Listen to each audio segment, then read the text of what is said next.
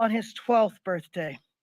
Today, we passed the George Floyd Justice and Policing Act 30 years after the world saw the brutal beating of Rodney King. I was in Los Angeles at the time, and I remember when that video was released, I thought that was going to be the moment that policing was transformed in the United States because finally the world would see what had been happening in Black communities for over a century. But there was never a way to document it. And so the story was always the same. The person went for a gun. I was afraid.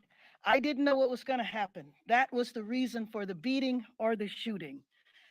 After Rodney King's brutal beating, nothing fundamentally changed in the country. Years later, we had cell phone cameras. And now we have seen video after video after video of people being beat and people being killed. That is the reason for the George Floyd Justice and Policing Act. Two measures of the bill hold police officers accountable, and then other measures of the bill support raising the standards and accreditation process of policing in the United States. I know that change is difficult, but I believe fundamentally that police officers don't want to work in an environment where the culture says if they are to step up, if they are to say anything, if an officer is abusive or as an officer is corrupt, then their very lives could be in danger. So, one of the goals of the George Floyd Justice and Policing Act is to raise the standards of policing in America and also to transform the culture. I am happy to say that we passed this bill in an environment where our country is looking at a racial reckoning. We have a president who, in his inauguration speech, talked about ending racial inequities. He made a commitment to that, and he made a commitment to the transformation of policing in the United States. So I am happy that we were able to do this today. I am confident that we will be able to work with the Senate and that we will put the George Floyd Justice and Policing Act on President Biden's desk. Let me just say that we could not have accomplished anything without outstanding leadership in the House of Representatives. And we are fortunate to have the most powerful woman in the House of Representatives, Speaker Nancy Pelosi, who was absolutely adamant that we accomplish this last year, that we make a contribution to transforming policing in the United States. And it's my honor to bring up Speaker Nancy Pelosi.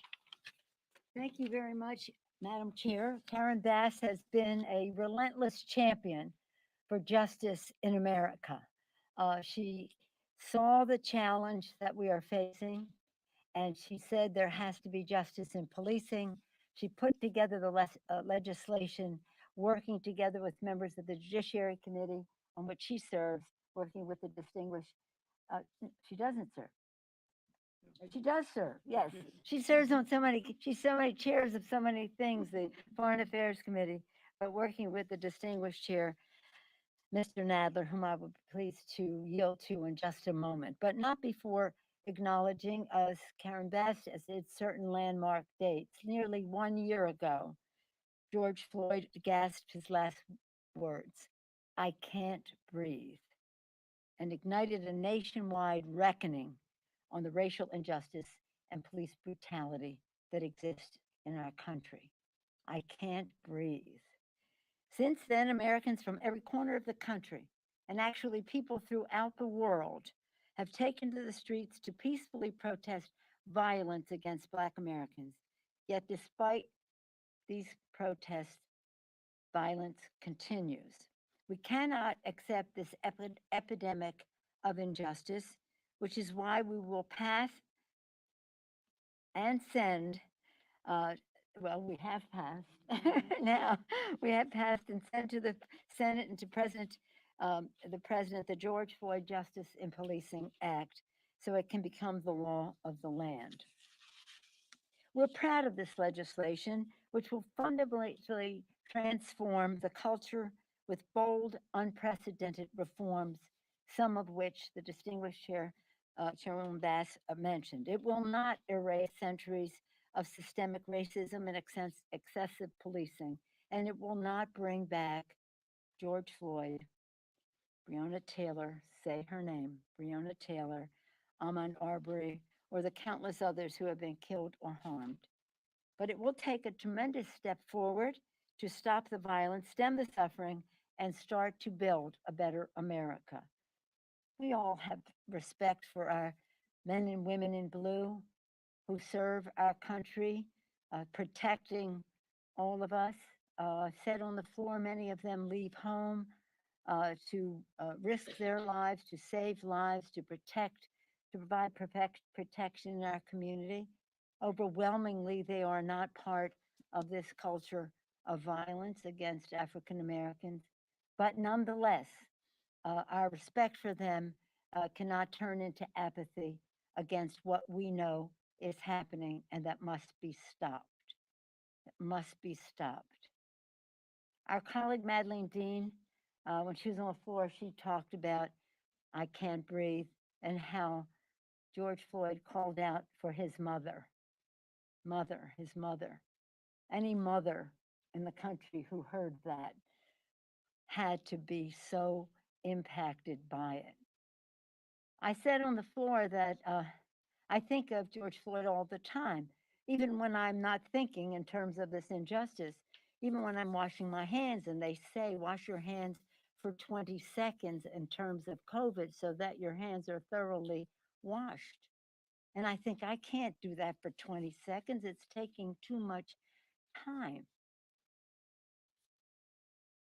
8 minutes and 46 seconds of intentional knee to the neck, a public lynching, an assassination before our very eyes. That's why I said to the family when they asked, Madam Speaker, will you name the bill for George? I said, only if you think the bill is worthy of that. And they said it was. And they were very pleased that we passed it then, even more pleased when we pass it now, because we have a president in the White House who shares our values of liberty and justice for all. And with that, a person committed to liberty and justice for all, and particularly in the form of this legislation, the distinguished chair of the Judiciary Committee, Jerry Nadler of New York. Well, thank you very much, Madam Speaker. I want to begin by thanking Karen Bass, a distinguished member of the Judiciary Committee and most recent chair of the Congressional Black Caucus, for her work in crafting the George Floyd Justice and Policing Act, and Sheila Jackson Lee, the chair of the Crime Subcommittee, for her work last year and then helping to bring this bill to the floor in this Congress. And of course, I want to thank the Speaker and the rest of the Democratic leadership for their unwavering support of this vital legislation. The House first considered the George Floyd Justice and Policing Act last summer, when the streets were flooded with Americans demanding fundamental change in the culture of law enforcement and meaningful accountability for officers who commit misconduct. Unfortunately, although the House acted swiftly with legislation to meet the moment, the then Republican-led Senate failed to act. But even if some believe the national conversation has moved on since last summer's events, the need to act is just as urgent today. It no longer makes headlines, but every day too many people, disproportionately Black, Latinx, and Indigenous people, people living in poverty, and people with disabilities face harassment and sometimes violence at the hands of too many law enforcement officers. I am proud of all the work that has gone into crafting this legislation, which takes a comprehensive and thoughtful approach to a very complex issue. I'm also pleased to see the wide and growing support behind this legislation from leading civil rights and social justice groups to law enforcement associations, companies, business associations, and many, many more. Last year, I was honored to invite Philonise Floyd, George Floyd's brother, to testify before the Judiciary Committee. He told us of the pain he felt watching the video of his brother being killed by a Minneapolis police officer. He gave voice to the pain that the entire nation felt. He also spoke to the anger of knowing that George Floyd was only the latest in a much too long list of victims of police misconduct, disproportionately people of color. He spoke to the frustration that time and again, in the face of overwhelming evidence, that dramatic reform is needed, Congress has done very little. Mr. Floyd charged us with making sure that the death of his brother and other victims of police violence would not be in vain. And he pleaded with us to turn that pain and anger that we all feel into meaningful change. His words echoed the voices of millions of Americans who demand justice and demand action. Today we answer their call. And as we answer their call, I want to comment on a few of the contentions of the Republicans in opposing this bill. They say that it would defund the police. No, it wouldn't. It will clearly not defund the police. That is not the intent of the bill nor the effect of it. All you have to do is read it. Secondly, they say they're very upset at the repeal of qualified immunity in the bill. But you know, qualified immunity, and they talk as if repealing qualified immunity would make the police victims of all kinds of things. But the fact is that qualified immunity is a judge-made doctrine. 40 years ago, you didn't have it. Judicial qualified immunity was invented by the courts only in the last 40 years. And 40 years ago, you had the same problems, but you didn't have police officers being drawn and quartered or losing their homes and all these other things that the Republicans would make you fear. So the legislation is very carefully drafted. It's timely, it's for the moment, and it is very, very necessary. And I thank the leadership of the House for supporting this bill.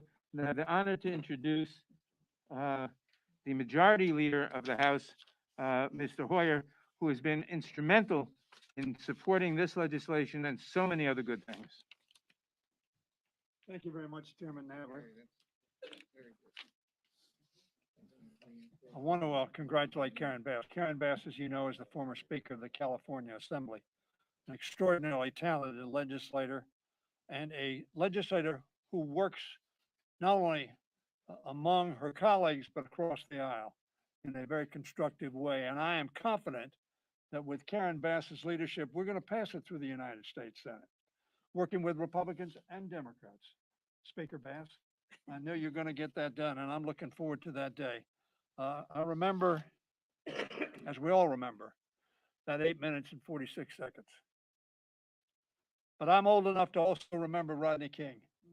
And although there were not cell phones, somebody did take a moving picture of it, a video. A man lying on the ground, helpless. The batons swinging, swinging, swinging. And in the final analysis, no accountability. That's not America. Speaker Pelosi mentioned a lynching. And you may have said, no, he wasn't hung. Very frankly, when I was told some 2 years ago that we hadn't passed an anti-lynching statute, I was amazed, and I went to Karen. Karen was then chairman, and I said, why haven't we passed an anti-lynching? And we started working on it, and we passed it. And we included it in this bill as well. I needed to look it up in the dictionary. Lynching is the taking of a life without legal sanction. Not necessarily a hanging. It's famously done over and over and over by hanging, by throwing a rope over a tree limb and lifting somebody up and letting them hang there until dead. That's not America.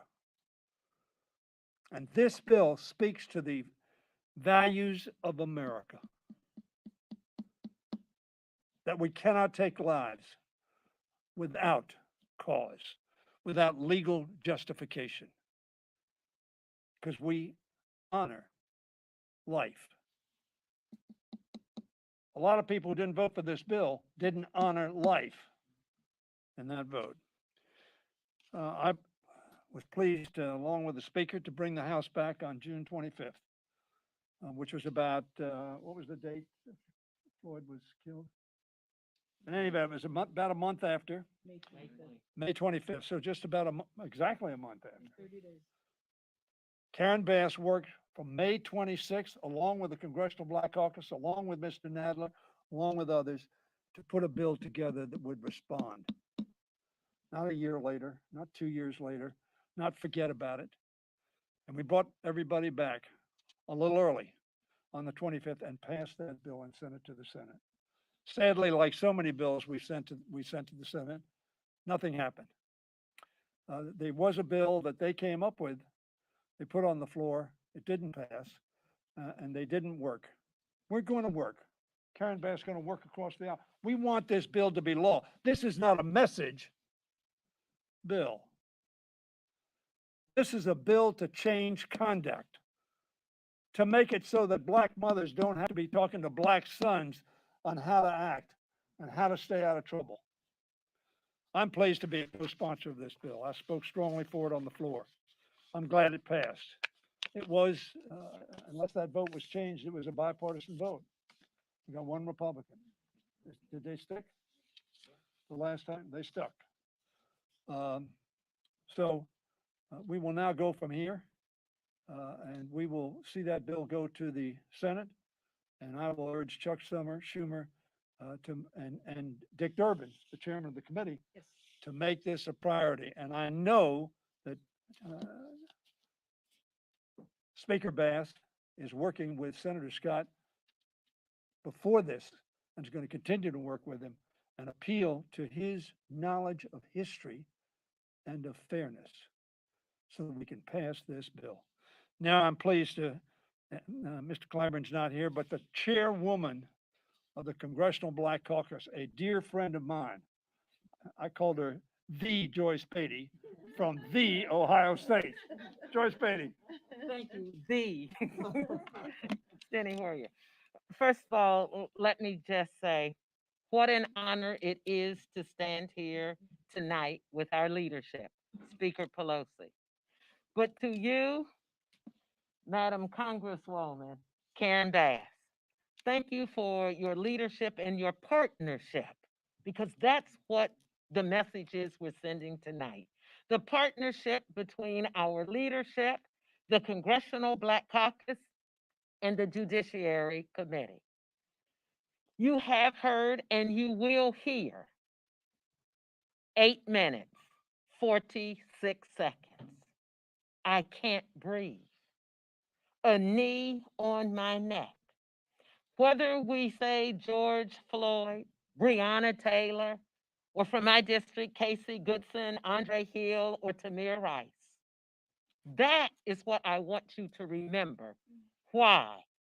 We fought so hard to get this bill right, and why we are so proud to stand here tonight. We cannot bring back their loss or the pain their families and friends have faced, but we can fight for transparency, for accountability, for justice. And let me just say, as I stood with some of my colleagues with George Floyd's family tonight, we do this in remembrance and honor of him and all those who have lost their lives senselessly at the hands of law enforcement. But I want you to remember, no matter what anyone says, this bill is about justice, transparency, accountability. And lastly, in the words of his 7-year-old daughter, when she said, "My daddy has changed the world." Tonight, I say, as chair of the Congressional Black Caucus, we stand with our colleagues as we change the world. And that is our power, our message. Thank you. And now we will hear from the chairwoman of the Subcommittee on Judiciary, Crime and Terrorism, Representative Sheila Jackson Lee.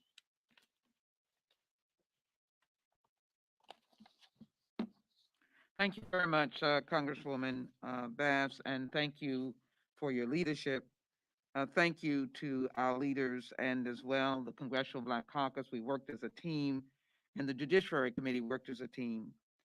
Let me say that this was so important to the Floyd family that they wanted to be present to be able to see the fruition, if you will, of the sacrifice of their brother.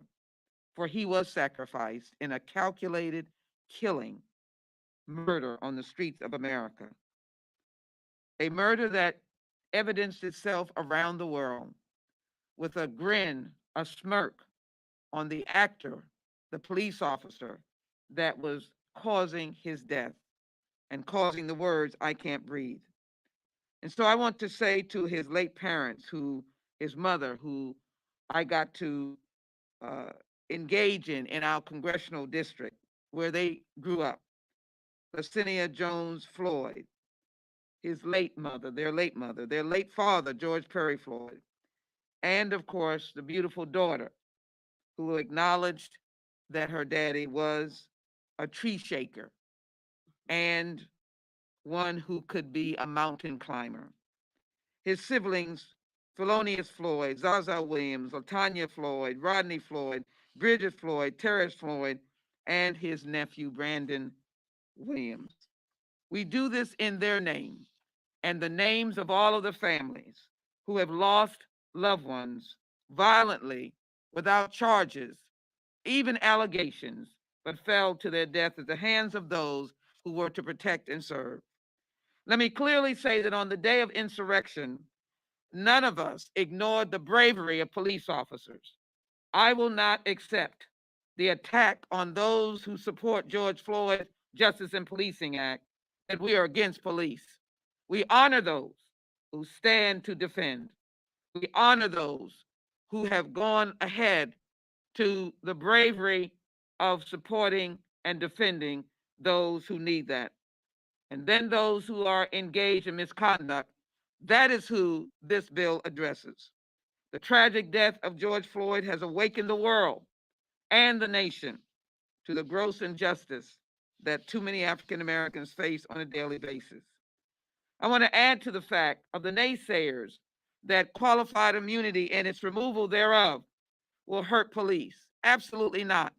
I'll give you a simple expression of what it is.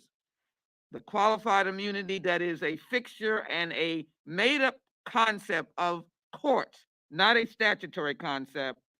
All it does, as it is modified, is to open the door of justice, not only for police who can walk through it, but for victims who can walk through it. That is all that we do in this bill. It doesn't diminish any officer's ability to serve. In fact, it enhances their ability to serve because then they begin to look at those that they are protecting in an equal manner that each of them will have a right to go into court. So what is the George Floyd Justice and Policing Act? What is the evidence of righteous protesters across the world? Millions who stood in line to march to support this bill. And it is a transformational and bold reform on policing practices. It is the civil rights law of policing. So with our vote today, we're saying that Black Lives Matter, we're saying that America matters, and we're making a difference. I believe that this bill will find a home in the United States Senate and it will pass. Finally, let us be reminded, as we have all said, 8 minutes and 46 seconds, terrifying, unspeakable, feeling that you could not breathe and no one would listen to you, and having your life sucked from you on the streets of America, no one to comfort you, no way to say goodbye, no way to get up, no way to have relief, no officer that was there intervened to stop this individual with a smirk on their face from doing the wrong thing. And so I just want to conclude by saying that the effective enforcement of the law and administration of justice requires that the confidence in the community is equal to the confidence in the law. We must have confidence in the law. The George Floyd Justice and Policing Act does that. It does it now. It's time to pass it. We will pass it in the United States Senate, and we will get it signed by the President of the United States. And finally, let me introduce our esteemed chair of the Democratic Caucus, and let me congratulate him for an incredible 2 days issues conference that we just had, Representative Chairman Hakeem Jeffries. Well, thank you so much. And let me just congratulate Karen Bass and thank her on her tremendous leadership in leading the charge and shepherding this incredibly important effort forward, and for your thoughtfulness, for your intellectual firepower, for your consensus building efforts that will only continue to make sure that this bill gets over the finish line. The George Floyd Justice and Policing Act is about accountability. The George Floyd Justice and Policing Act is about liberty and justice for all. The George Floyd Justice and Policing Act is about equal protection under the law. The George Floyd Justice and Policing Act is about making sure that every single American, regardless of race, can experience life, liberty, and the pursuit of happiness. The George Floyd Justice and Policing Act is about continuing America's long, necessary, and majestic march toward a more perfect union. Thank you so much, Mr. Chairman. I believe we have to go for our vote. If there's one or two questions, can you tell me if they're on the MTR or if they're on final passage? Okay. Did you guys vote already for MTR? No. Okay. Yeah, I did. But can you stay for a minute or? I'll stay for a minute. Go ahead. Thank you, Congresswoman Bass. I wanted to know what your discussions are like, negotiations with Senator Scott, that Congressman, what Leader Lawyer mentioned, and then what agreements, how do you think you can work with Republicans? What ground can you find, and then what is a little bit tougher there? Well, I won't tell you about my negotiations with Tim Scott, but I will tell you that we have been in conversation. What happened after we passed the bill the last time is a group of us, a bipartisan group of us, many whom were problem solvers, started meeting and started looking for potential areas of agreement because many of our Republican colleagues said they thought they could get to yes on this, but they had some difficulties. One of the things that has happened in the last 12 months, though, is that many states moved ahead without us and they started passing reforms. So this time when we sit down to meet, we can talk about reforms that are already in place, such as in Colorado, qualified immunity has been reformed. I spoke to Governor Polis, our former colleague. So we have a lot of basis in which to begin discussions, and that's what we plan to do.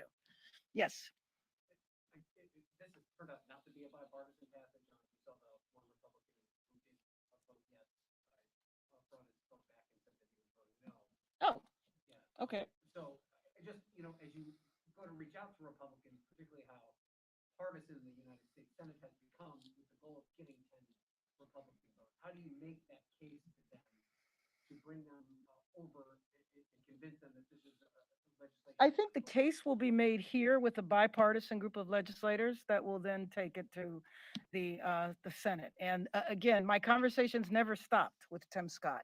So, and my Republican colleagues understood we were doing it this way. The only other way to do it is to go through regular order, and that would be very counterproductive.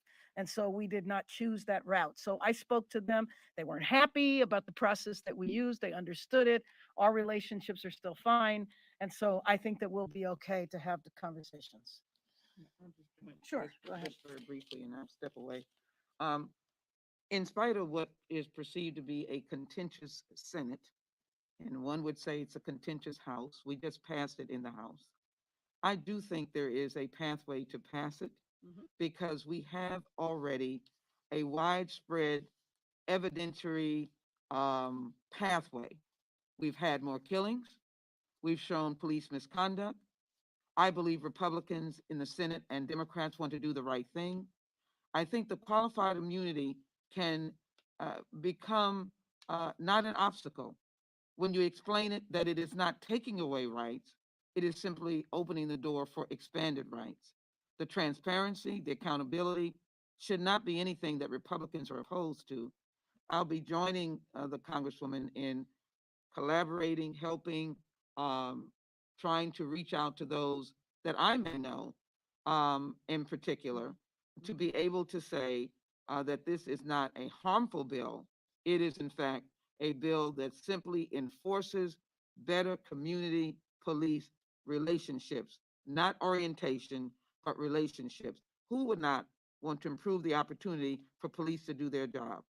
It uplifts accreditation. It encourages police officers to secure their higher degrees. So I think we have something to offer to the Senate, and they might just buy it. I think they will. Thank you. Let me acknowledge that Representative Barbara Lee was here, Representative Lisa Blunt Rochester, and Representative Brenda Lawrence, but they had to leave to go vote. Yes. Real quickly, a couple of your colleagues have grown frustrated enough that they've started trying to put some pressure on the Senate to eliminate the filibuster. I mean, Democrats, right now you've got only 2 years guaranteed with the House, the Senate, and the White House. What are your thoughts on sort of removing that barrier so Democrats can make real changes in the next few years? Well, I certainly hope that it doesn't come to that. I do hope that on the major initiatives that we need to pass through the House, such as the Rescue Act, well, the Rescue Act, that will probably be partisan, but I am hoping that my Republican colleagues come around because there's so much that needs to be done in the country. So I hope that it doesn't come to that. It might. I hope it doesn't. What's like the barrier for when it does come to that? Is there like a Well, line in the sand that at some point you're just like, Well, you know, I mean, I think all of us might have our own individual lines in the sand, but you know, I couldn't tell you if this policy doesn't pass, then that's the line in the sand for me. It's fine for it to be the line in the sand for me, but I'm over here in the House. I don't get to participate in that particular decision. And then it's nice to say that when you're in power, but you just described that we're guaranteed 2 years. We're not guaranteed any more than that. So we make a change like that, and then what happens? So I'm certainly hoping that in the midterm we defy history and we actually pick up seats, but who knows? Okay. Can I just ask you what your thoughts are about the votes being canceled for tomorrow and this vote moved up today because of the threat? And what type of message you think that could? Well, I mean, I think that it was easier for us to just go ahead and get all of our business done. As you know, tomorrow begins the Republican Issues Conference. And so I think that there were a multitude of reasons. But I do have to acknowledge the fact that many of my colleagues and staff, and maybe even some of you who were there during the insurrection, people are deeply concerned about what potential threats could be out there. And it's not just threats here, but it's us coming here. It's we all live out in the community. And so you have heard already from the Capitol Police that threats are up 90% to members of the House. So I think it's reasonable that we just went ahead and finished our work. Last question.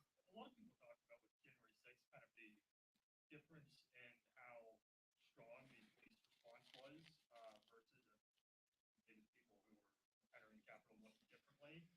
Did that idea energize us at all, or do you think that made your job easier that there was this very visible instance of sort of a lot of white people? No, actually, it didn't. I don't think it came to play, but I do want to say something about January 6th and the relationship between this bill and that. For generations, Black people have been trying to raise the issue that white supremacy is a problem in some police departments. And in the Los Angeles area, for example, in our sheriff's department, every few years we have a problem with organized gangs, sheriffs that become gang members, that start their own gangs, tattoos, the whole 9 yards. And those gangs are typically white supremacist gangs. And so, for the first time, I think now we're going to look at that. Look at white supremacists, whether individuals or organized elements, not just in law enforcement, but also in the military. It's just, to me, it was a Rodney King moment. There was a videotape that revealed what we had been trying to say for 100 years, and there was an insurrection that exposed what we have been suffering from for so many years. Thank you very much.